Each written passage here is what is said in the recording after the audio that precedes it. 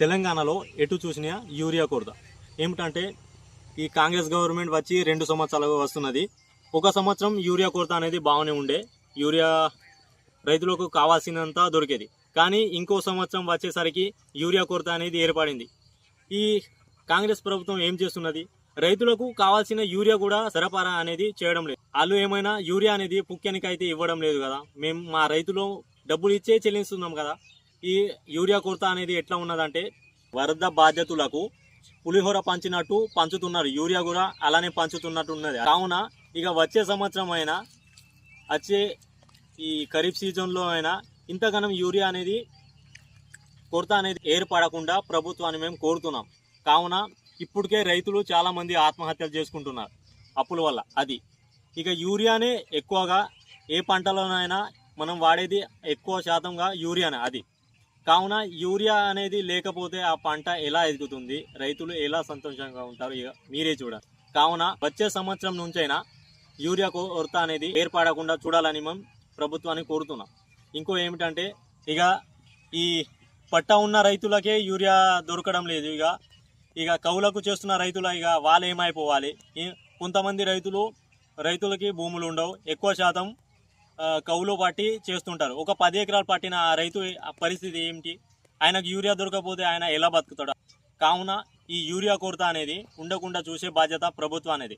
ప్రభుత్వం నుంచి ఎవరు కూడా ఫ్రీ అయితే ఉండడం లేదు కదా, పైసలు ఇచ్చే కొంటున్నాం కదా. అందుకోసమే ప్రైవేట్ వ్యాపారుల దగ్గర కూడా యూరియా అనేది ఉండాలి. అది మన రైతులకు అవసరం అయినంత యూరియా కూడా ఇవ్వకపోతే మీరేం ప్రభుత్వాన్ని నడుపుతున్నారు. అది కావున మన రైతులకు ఎంత అయితే యూరియా అవసరం ఉంటుందో దానికంటే కొంచెం ఎక్కువ శాతం యూరియా అనేది ఉండాలని మేము కోరుతున్నాం. ఇంకో విషయం ఏమిటంటే ఏ రాష్ట్రాల్లో యూరియా కొరత లేదు, కానీ మా తెలంగాణలో ఎందుకు ఇంత యూరియా కొరత ఉన్నది మేము ప్రశ్నిస్తున్నాం. అధికార పార్టీని మేము ప్రశ్నిస్తున్నాం. ఎందుకంత యూరియా మన తెలంగాణలోనే ఎందుకు ఇంతగానం యూరియా కొరత అనేది ఉన్నది, మరి ఏమైనా సృష్టిస్తున్నారా, మరి లేకపోతే మీరే చెప్పాలి. ఇంకో విషయం ఏమిటంటే రేవంత్ అన్న గారు ఏం మాట్లాడిందంటే వరి వేయకండి అన్నారు. ఇంకో విషయం కేసీఆర్ కూడా వరి వేయకండి, వరి వేస్తే ఉరి అని చెప్పిండు. ఓకే, ఆయన కాలం అయిపోయింది, అది పోయింది. ఇంకో విషయం ఏమిటంటే రేవంత్ అన్న గారు కూడా ఇదే మాట అన్నారు. అందుకోసం మాకు ఏ పంట నచ్చితే ఆ పంట కూడా వేసే రైట్స్ లేవా? అది మీరు ఇలా మాట్లాడడం ఎంతవరకు కరెక్టు? మాకు నచ్చిన పంట కూడా వేసుకునే సౌకర్యం కూడా ఉండదా? అది ఏమిటంటే రేవంత్ అన్న గారు ఆయిల్ ఫామ్ పంటలు వేయండి, మరియు మన వ్యవసాయ శాఖ మంత్రి వారు తుమ్మల నాగేశ్వరరావు సార్ గారు కూడా ఇదే పంటలు వేయాలని ఆయన మాట్లాడారు. అది వేస్తాం సార్, ఇక వేస్తాం, దాంట్లో ఏం లేదు. కానీ కొంచెం మీరు ఈ రైతు బంధు మరియు రైతులకు కావాల్సినంత సౌకర్యాలు కల్పిస్తే ఎందుకు వేరు? అది ఇక ఈ ఆయిల్ ఫామ్ వేయమంటున్నారు. ఓకే, ఆయిల్ ఫామ్ మేము వేస్తాం, మాకు కొంచెం ఒక ఎకరానికి ఒక 4,000 లేకపోతే 3,000 ఇట్లా ఇవ్వండి. రైతులకు ఈ పంటలు వేస్తే ఇంతగానం డబ్బులు అనేది ప్రోత్సహిస్తాం అనేది వాళ్ళతో మోటివేషన్ చేయండి. మరియు ఈ సర్వేలు చేసి అట్లా చేస్తే ఎందుకు వేరు? అది కావున మీ ప్రభుత్వం వచ్చినప్పటి నుంచే యూరియా కొరత అనేది ఉన్నది.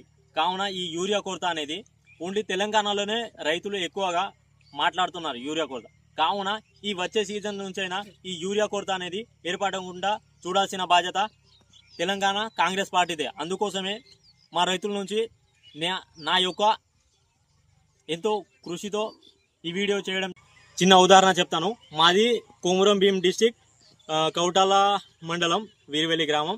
ఈ గ్రామంలో ఎక్కువ శాతం అనేది ఈ వరి వేస్తారు. కౌటాల మండలంలో మరియు సిరిపూర్ మండలాల్లో ఈ ఫర్టిలైజర్ యాప్లో మాత్రం ఒక ఆన్లైన్లో యూరియా అనేది అప్లోడ్ చేసిన ఒక 10 నుంచి 20 నిమిషాల్లోనే మాత్రం అది బుక్ అయిపోతున్నా. అది అంతగానం కరువులో ఉన్న మండల వాళ్ళు. అది కావున ఈ యూరియా కొరత అనేది మా ఈ 2 మండలాలకే ఎంతగానం కరువులో ఉన్నారంటే ఇక అటు కరీంనగర్ సైడ్ మరియు తెలంగాణ అటు ఎక్కువ శాతం వరి వేసే ఆ ప్రాంతంలో ఏ విధంగా ఉన్నదో ఇక మీకే తెలియాలి. అది కావున వచ్చే సంవత్సరం నుంచైనా కొంచెం ప్రైవేట్ వ్యాపారుల దగ్గర ఈ యూరియా అనేది చాలా స్టాక్లో ఉంచాలని మేము కోరుతున్నాం, ప్రభుత్వాన్ని డిమాండ్ చేస్తున్నాం. Thank you. నచ్చితే మాత్రం ఒక 10 మందికి షేర్ చేయండి.